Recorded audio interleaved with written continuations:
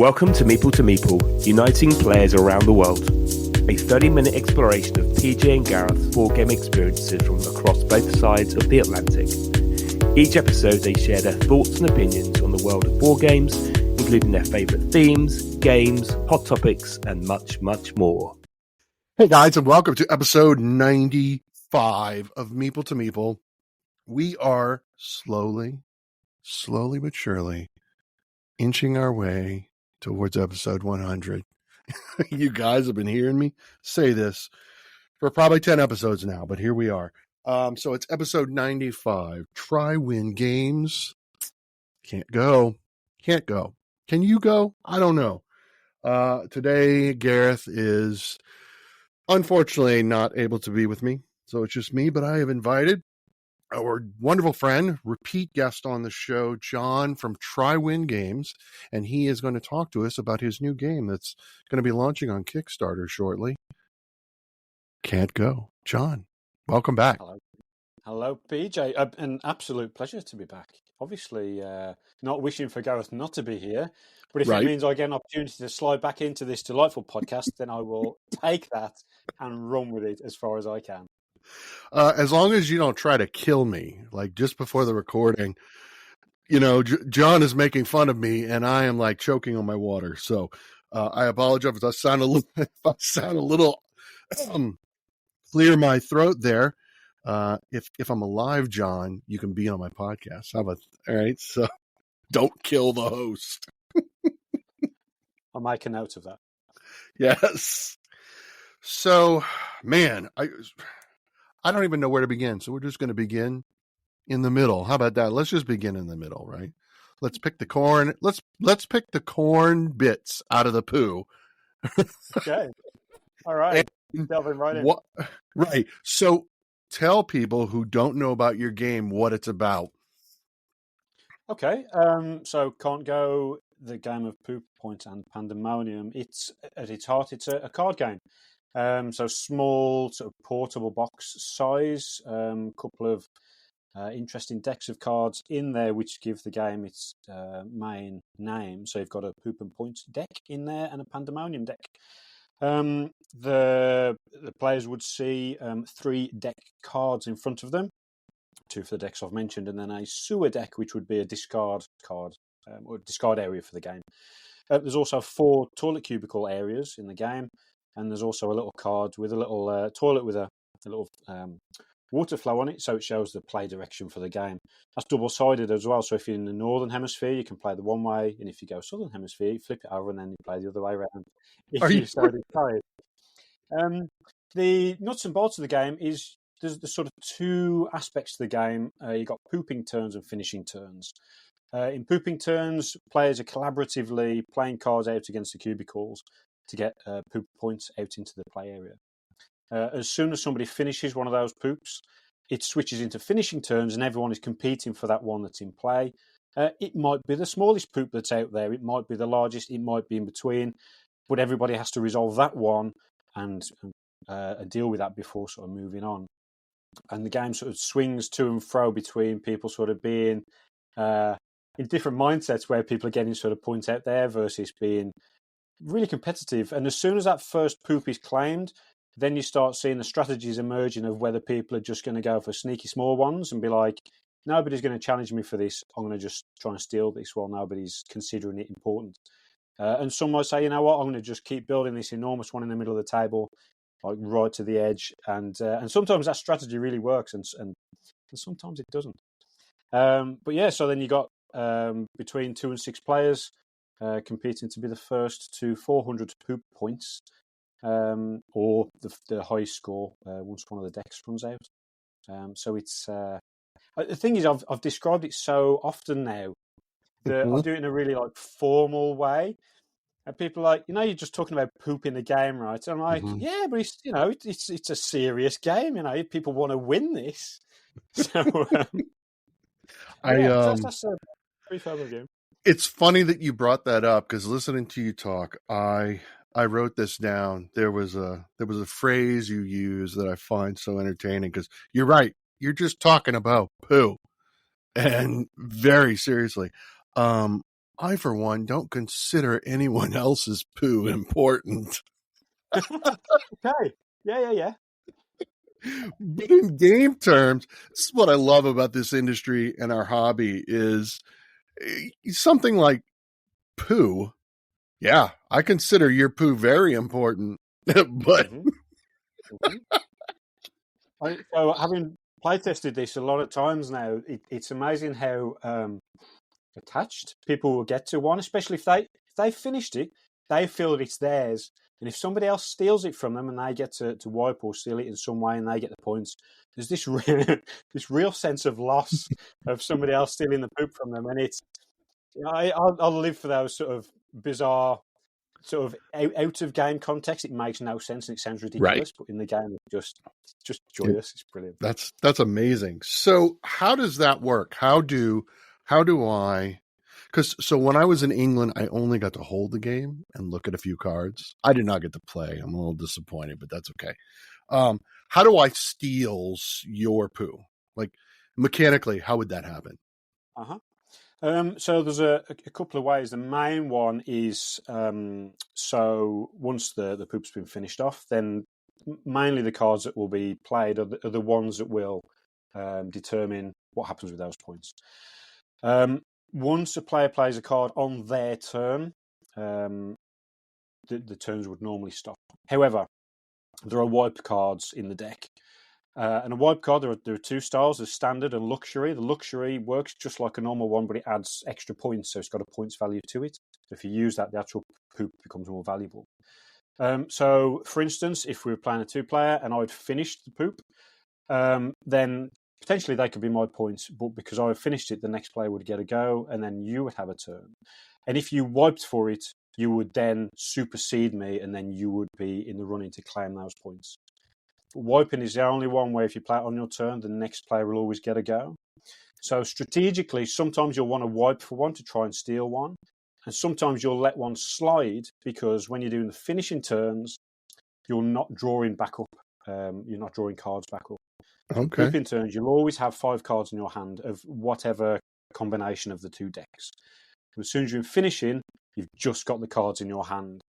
So it means that tactically, you might want to sort of run somebody a bit dry, maybe, so that then you can steal the next one. And the two types of cards have got different colours on the back, so you can see whether they're likely to challenge. So if they've got yellow cards, for instance, which are the poop cards, they can't win with a yellow card. They've got to have a blue pandemonium card to try and challenge. So if they've got a hand of yellow, you know they can't challenge you. So you can use that sort of information to gauge what you're doing. So there's... But the way the blue cards work, the pandemonium ones, is to design the spread of cards and quantity of cards to allow players to always have an option to do something rather than just being backed into a corner all the time. We're like, okay, there's nothing I can do. The game's there to have a play area where paying attention is really valuable because you can see how people are playing and where. And because of the types of cards, you can always try and challenge or try and do something that benefits you or benefits others or just tries to hinder somebody else. So it's, when I began with it, people had said it was sort of like a take that sort of style to the game, but there is some of that. But there's also some, I don't know what the opposite would be to take that. It's more of a, here you go kind of thing, because there's one card that gives, if you're challenging for one poop, a splash card, for instance, shares the points amongst everybody. So there's always an opportunity where you could pull the rug, or you could go, that's fine. We'll all get, do good out of this. You can tell how people feel that they're going, because when they start discarding those cards, then you're like, okay, you've gone from your nice moment and you're just into I'm just in this for victory now. So it's quite interesting to see how the play changes as the sort of points get scored as well. So I want to ask about the poop deck first. When you're playing the cards, the design of the card, the poop, do the cards, when you play them on the table, do they overlap or do they go side by side in one long poop? Or I'm thinking about, for our listeners who might be familiar with a canopy, where you're building a tree, and you actually Yes. lay the cards a little bit over each other to form a trunk of a tree. Mhm. Is that how it works, or are they side by side? How's that? So yeah, it's a good question. So the two sort of main the two types of poop cards are the tip cards, so the ones that represent the ends, and then the Okay. middles. And the tip one can be played either way up. You would play it the appropriate way to build cards next to it. So you play the tip like vertically, if you like, to begin with, and then you play middle cards next to it, so the poop would grow in the cubicle, so you would see it moving across the table. And then when you wanted to finish it, you would take that same tip card but spin it round 180, so then it'd be sort of upside down, if you like, and then it would finish it off the other end. So then you get this big or small oblong shape that's been built on the table. So rather than them being sort of stacked on top of each other, they are sort of spread next to each other in a horizontal sequence, if you like. Okay. So there's some table presence to the game. Oh, then. indeed, yeah. So I've demoed it at the UK Games Expo twice now, and I always thought that the were they 3 or 4 foot diameter tables would always be big enough. And they're never quite big enough for people who get really competitive about how big a poop they can make. And many a time I've had the Jaws style quote of "We're going to need a bigger table" because it just keeps getting bigger. And you can tell somebody usually in the group's like, "I'm either going to take that or I'm going to flush it so that nobody gets it." And more often than not, somebody will flush that. That Right. entire group will just be discarded, and there's just this real resigned sigh of the group. They're like, we were building something so good, and you've just taken it from us. And yeah. Yeah. Okay. I love it. So how about the Pandemonium deck, right? That's what it's called. Yeah. So tell me about the Pandemonium deck. What can people expect them when they play those cards? What do they look like? What do they do? So in there you've got a mixture of action cards, a mixture of icons on them as well. So you've got sort of pretty, I don't want to de-glamour it, but there's sort of standard game sort of things in there, like a miss a turn, which is a little poop with a little with sweat marks on because you can't play your turn, so you're sort of straining a bit, if you like. And then you've got the flush action in there, a little mean toilet on, and then, as I say, that will clear all the cards out from one cubicle. The other interesting one that developed early in the game was one where you can stack cards in the cubicle, where you play that one, and whatever's happening with the poop that's being competed for in the finishing turn, all of those cards will all get stacked up on top of each other, and then the stack card will be played on top. So now you've got the cubicle card, and next to it, a stack of however many points underneath, which if somebody places poop cards after that one and wins those, they'll also win the stacked ones as well.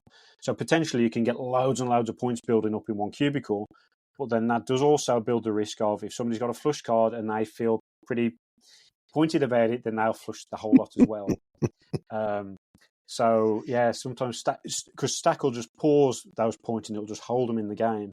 And sometimes I'll sit there for the rest of the game because nobody's got the nerve to try and claim them because they're too big.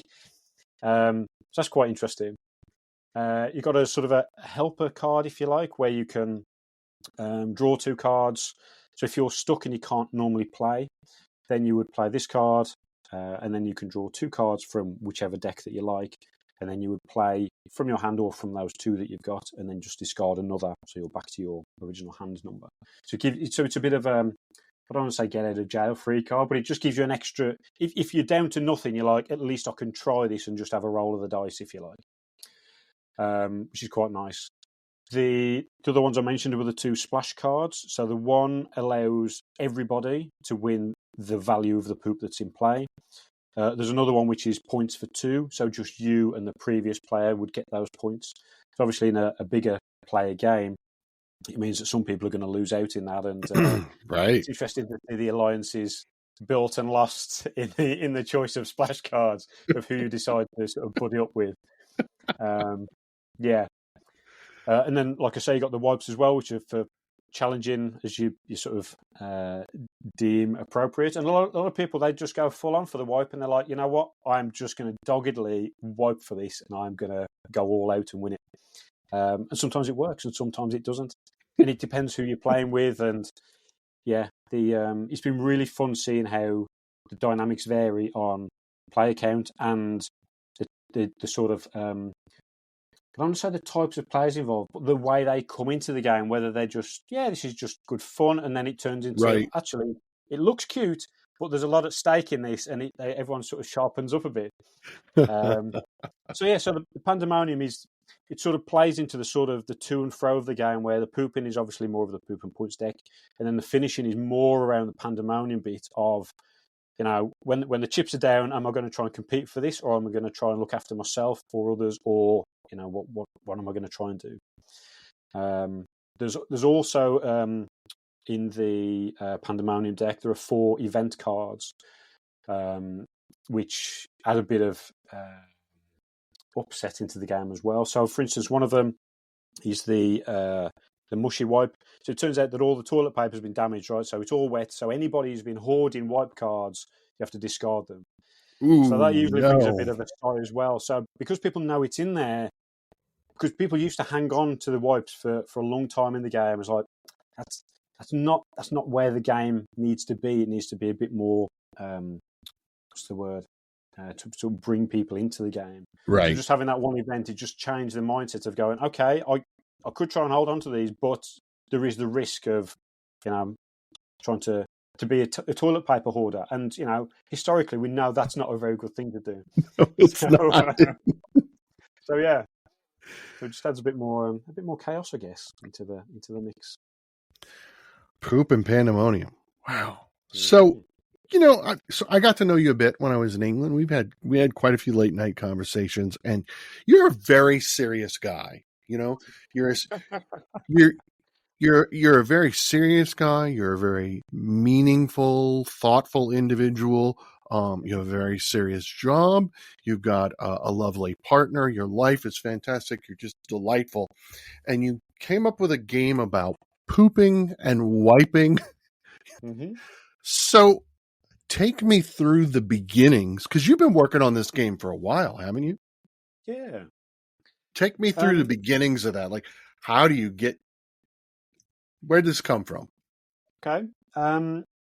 So I guess without sort of going too far back into memory lane, so I've always enjoyed playing board games from my childhood. Of usually the sort of compendium-based games and the game that shall not be named and things like that. And I've always enjoyed sort of doing my own slant on things as well and making my own sort of play versions of stuff. And then it wasn't until much later, so say 2015, 16, where I realised that there was many, many board games and board game cafes and things like that, and an official hobby. And then from that, I was just really engrossed in the fact that it played to a lot of things just in my head in terms of the sort of, the serious sort of analytical thing of going, how does this thing work, and why does that one not work, and why do I enjoy this, and getting too reflective on it, but going, okay, this feels good. I'd like to do something like this. And I remember not quite binging, but almost the Will Wheaton tabletop YouTube channel series, where it was the essence of hobby gaming, if you like, to me, where it was friends coming round, having a great time, playing a game, and understanding what the game was about. And I watched all of those going, there is so much more to this in terms of just the box on the shelf. It's the thing, the experience, the moments that little box of stuff can create with people. And it's different every single time, right? Even if you play the same game with the same people, it's never the same. Right. And that just intrigued me and delighted me. And then I just started looking at options in my head of going, okay, well, what sort of thing could I do? I started looking around at other games of themes and mechanics and learning lots more of the terminology. And then that sort of fast forwarded into the summer of 2017. And I wanted a game that that never looked the same after you'd taken your turn. So the sort of play area was always developing. Okay. And there was an original sort of premise about maybe mining for gems or something. I was like, yeah, it could work, but it just there's no like joy in it, right? It just felt too mechanical, and I was like, okay, this is fine. But it sort of kept the idea in my mind, and just going on a camping trip in that summer, and maybe it was coincidental, maybe it was thematic, but had done the bathroom things, and I was like, this could work if it was a toilet and a poop in it, because it's the same premise of you're building stuff out, you're trying to claim, instead of gems, you'd have sweet corn, and it was just kind of populating itself in my head. And I was like, it's coming together too nicely, and I'm enjoying this too much in my head for it not to be something, right? Right. And I started talking to people about it, and they were like, you need to get this into a form that we can play it, because this would be amazing. Right. And it just started from that, really, with that initial sort of, it wasn't the elevator pitch, but that sort of 30-second to a minute intro to people going, I've had this idea for a game. And they're like, oh, yeah, what's it about? And they'll be like, yeah, I want to play that. I'm like, okay, cool. And I think it was, maybe they should have given me a different reaction. It was that initial kind of, this could be brilliant and hilarious and ridiculous and great all in the same breath. Right. And I like that. And I guess the sort of circular thing of coming back to the serious personality, but the humour bit is, I grew up watching a lot of the sort of classic British comedy stuff, like the sitcom writing, and all the sort of really well heralded writers. And I often found there was a real, like especially with Ronnie Barker as an instance, really serious guy, and he took his craft very seriously, but the stuff he produced was very, very clever and very funny. And it was that balance, and I'm not saying I'm on that level at all, but just that balance, right, where you don't have to be a clown all the time to make people laugh. You can have that balance between your personality characteristics, if you like. So as soon as the game started, as soon as I introduced the game to people and they were like, oh, this is cool, and then they started laughing with it and playing the game, I was like, that's the reaction I want. I want people to enjoy it and be playing the game. So there's that duality of sort of competition and entertainment in the same experience. And I was like, that's it. That's what I want to bottle up, really. So, have you ever given a pitch for your game while in a bathroom? I picture you sitting on the toilet next to some game designer being like, so I've got this idea for this game. Really? So I haven't. Oh. I suppose for comedy purposes, I should say it's the only way I pitch the game, but I haven't. That would have been great. Because I think if you're in the toilet cubicle and you said, I've got this idea for a game, that lead sentence could land you in a weird look. A lot of trouble. I mean, that could, yeah. That could go wrong really quickly. And you're just running away going, I just want to tell you about my Kickstarter. And it's like, yeah. So Kickstarter here. So let's start here. When's the launch? What's the launch date for this game? So the launch date's on Friday, the 6th of September, 2024. And it's actually taking place up at, travel gods allowing, up at Tabletop Scotland, which is on that weekend. Excellent. So guys, be looking for that on September 6th. So why did you decide to launch on Kickstarter as opposed to other crowdfunding sites that are available? Mm-hmm. It's a good question. There were a lot of influencing factors in that, and this is where it gets super analytical, because there's an enormous amount of effort that goes into any sort of pre-launch campaign, whatever sort of platform you're using. Right. And there are, pros and cons with every sort of approach. For me, there were a few key influencing factors without sort of running into sort of a whole analysis of everything. But and I make no secret about having previous Kickstarters for this game. But because I'd engaged with Kickstarter before, it was a platform where the fan base of the game was growing through Kickstarter. So people were prepared to say, look, we want this game, we will back it. Obviously, we just need enough other people to do it at the same time as well. And you're like, okay. The peculiarity with Kickstarter, though, is that you get to see your pre-follower list, if you like, but it's only numerical. You don't get to see who the people are. You don't get to see where they are, and you don't really get to see when they started supporting you. So you've just got this mysterious number of saying, okay, there are this number of people interested in this game, cool. And then you go, well, what can I do with that? For instance, if I knew, or if somebody knew about a campaign that all of your followers were in a particular country that is not your country, you go, you know what? I'll set up all the fulfillment stuff and all the delivery to ship it direct to that country because it just makes logistical sense. But you don't have that information available to you. Mm-hmm. But what you do have available is a sort of a momentum, if you like, or a community of people who this mysterious community who are there and they do exist. And you go, well, if I choose a different platform, I'm very likely to lose them because being able to recover everybody who's followed it is very, very difficult, if possible at all. So that was one of the key influencing things, is because I've been growing this community, if you like, aside from Kickstarter, but definitely through the Kickstarter platform as well, it made sense to continue with that for this game because there were people ready and waiting for it. So then when other people were saying, okay, how do we get this game? It's like, okay, go and follow the Kickstarter, go and sign up to the pre-launch. And then you're in that amorphous blob of hidden people. Yeah. What? Okay. That's a pretty good answer. One of the more in-depth answers I've gotten in a while. So thank you for that. So that's pretty cool. So you've got what, 214 backers right now, pre-launch? Is that what I mean? So what are you looking for? You're in the pre-launch stage. You're getting ready to launch on the 6th. What are you looking for in the campaign right now, just before the launch? Like, at what point, where's the threshold where you're like, I'm confident we're going to fund, we're ready to go and pull the trigger? Mm-hmm. So it's the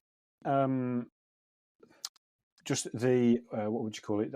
Sort of the noise, if you like, of the anticipation from others, of people saying whether they. So a lot of people who've been messaging me for since the summertime, when they knew another campaign was sort of in the offing, and they've been messaging going, "Is there a date yet? We like whatever the latest sort of event videos have been, or photos and whatnot, and we want to see what the latest thing is." So just having that sense that people do care and it's still on their radar.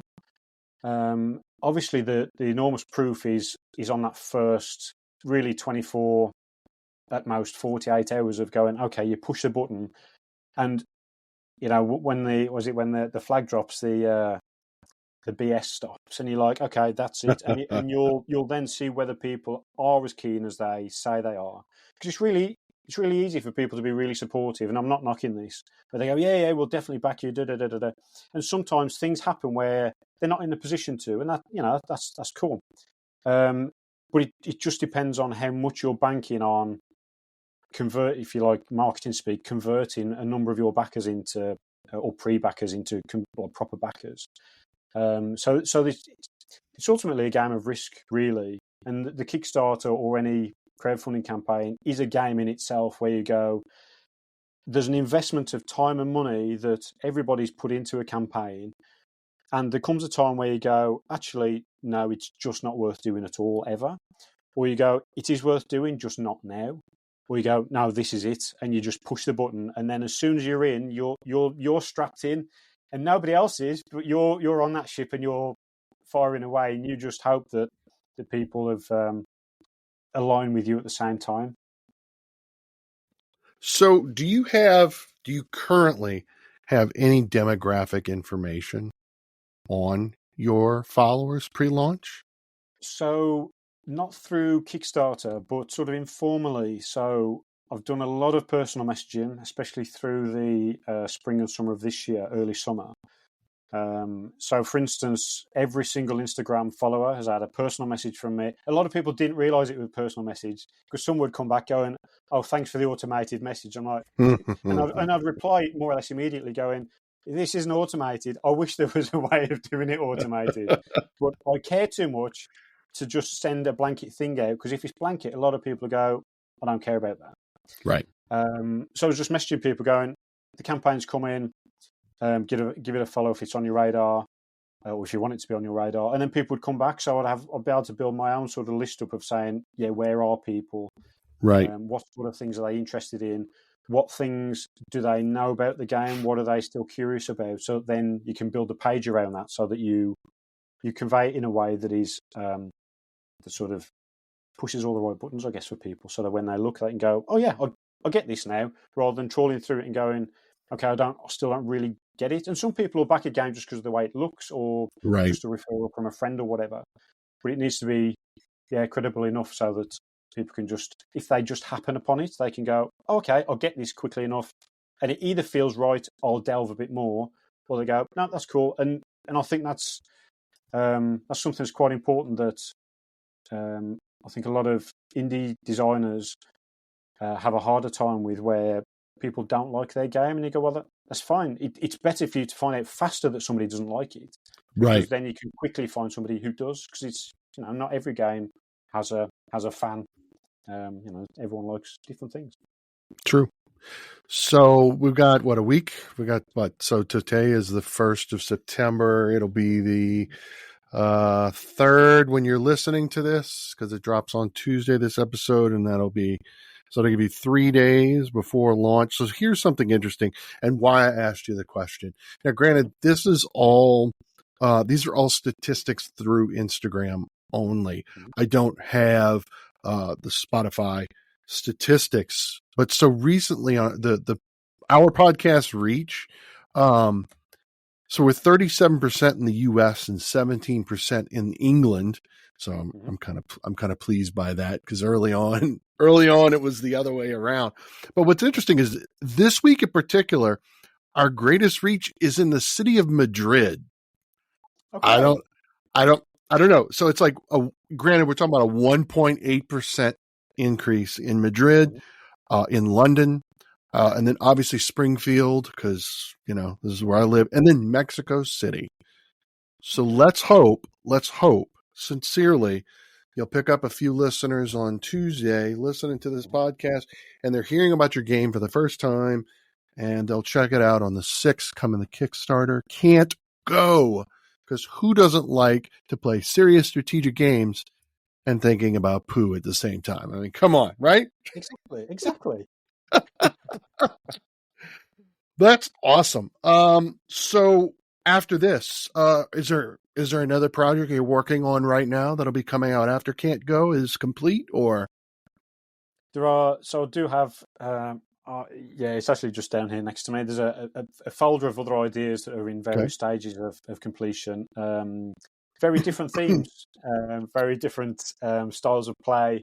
But the thing I wanted to get through really was just to get through this first game, really, and get it through to the production bit, because again, once there's a lot of discussions that you have with people, and until you're actually there with the money, asking for lead times and proper delivery dates, you never really know how people are really going to perform. Luckily, the board game industry is full of really helpful people, really reliable suppliers and such. So I'm just super keen to get through it. The other thing as well is it's just that level of credibility as well, because it's all well and good kind of preaching about Kickstarter advice and perspectives and stuff. Right. But until you've actually kind of gone through and had a really successful one, all the perspectives are like, okay, well, yeah, we hear what you're saying, but you've never had a winning one. So I'm, just getting over that line and just making it work. I'm just, super stoked for that to happen. Well, here's to your first win. That way, so that would be exciting. So we've come to the end of the show. So let's see, we're I do my little voiceover from reading of a rule book. And so here I've just picked one at random. It's not even connected or related. I don't have a copy of Can't Go. So normally what I've done in previous episodes is I would just read from your rule book, in honor of your game, but I don't have that. So I should have asked in advance. So shame on me. This is what happens when Gareth leaves me. He was back. I thought everything was great. And then I just dropped the ball. So here we go with the next, and I will let you guess, but I won't tell you, and we'll reveal it next week. Mm-hmm.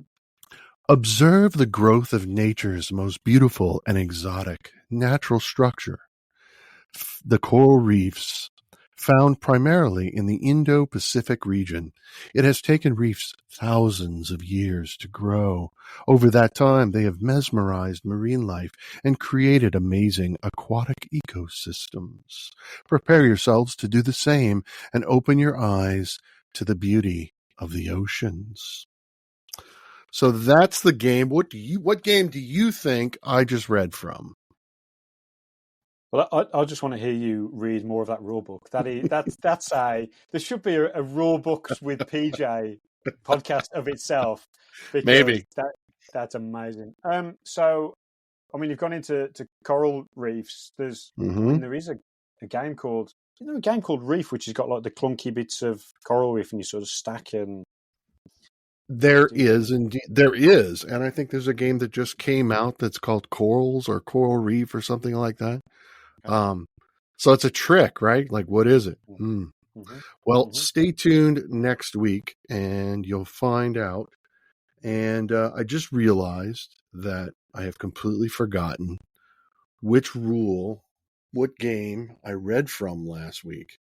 I'm sitting here again. Okay. See what happens when Gareth leaves me? We can fix it in the edit. It's fine. Nobody will know. It's fine. Right. I'm sitting here while I'm talking to you. I'm looking at my shelf going, what did I read from last week? Because I need to tell my listeners. Yeah, shoot. I've completely forgotten. So I guess you're just going to have to stay tuned the week after. And, to be honest with you, not only is it Gareth's absence, I think it's the fact that my head is fixated on episode 100.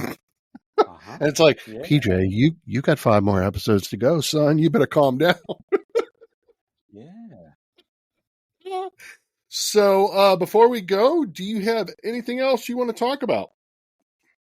Anything we missed on Can't Go, Kickstarter? What's going on? How's the weather in England? It's well, apparently thunderstorms forecast, but they never turn up, and it's not turned up yet. I do love a good thunderstorm. Yeah. I mean, the UK thunderstorms are tolerable. I think thunderstorms more or less everywhere else in the world are just like event-destroying kind of activities where it's just some. It's really interesting because in the US we have special names devoted to different types of thunderstorms. Okay. And I don't mean like the hurricanes, which have their own names. Mm-hmm. I mean like, so there's last summer there was a storm that came through for about an hour or two here, and it was like the wind was blowing so much that the rain was going sideways. Wow. I think they call it frontline winds or something. So it's not wind gusts, right? There's not a circulation in the air, and they call it derecho. And I'm like, I've never heard of that. Wow. But holy cow, that was terrifying. So yeah. Well, good. Yeah, we had thunderstorms here just a few days ago. It was not fun. Mm-hmm. So yeah, but we are a much larger country, so we get a lot more meteorological phenomena than you do in England. So yeah. As a really nerdy thing, and not to draw this out too long, but there is a website where it does a lightning map, and you can just a map of the world, and you can see wherever the weather stations pick up all the thunder and lightning, and that's fascinating. It depends how you define fascinating, right? Right. Really interesting. So, like the last couple of days, I've been looking, and over in France, there's been quite a lot of thunder activity, and I'm thinking, is that going to come up into the UK? but it hasn't yet. So I was quite disappointed. But what would be interesting is if we had sensors in our toilets and you could track every toilet flush around the world. Which, right? I mean, just to tie this back to the theme of your game, but this has like climatological and environmental like repercussions, right? You could track the flow of wastewater, and human activity. Potentially, it's kind of cool. If you think that kind of thing does sort of broach the point of there's a good portion of the world that doesn't have flushing toilets. They don't have access to good sanitation. So it's quite a luxury, if you like, of being able to have a room with a toilet in with clean water, and you can just go in. It's safe. You're not going to get attacked. Everything's clean. You're not going to get any bacteria. There you go. Yeah. There you go. There you are. are. Well, thank you so much, John. It's always a pleasure talking to you. Thanks for coming back on and putting up with me without Gareth once again. So, it's an absolute pleasure, PJ. Thank you kindly. Thanks everyone for listening. Please subscribe, and as always, we'd love to hear your thoughts and ideas. So make sure to leave those in the comments. And don't forget, you can also chat with us both on Instagram @Meeple to Meeple.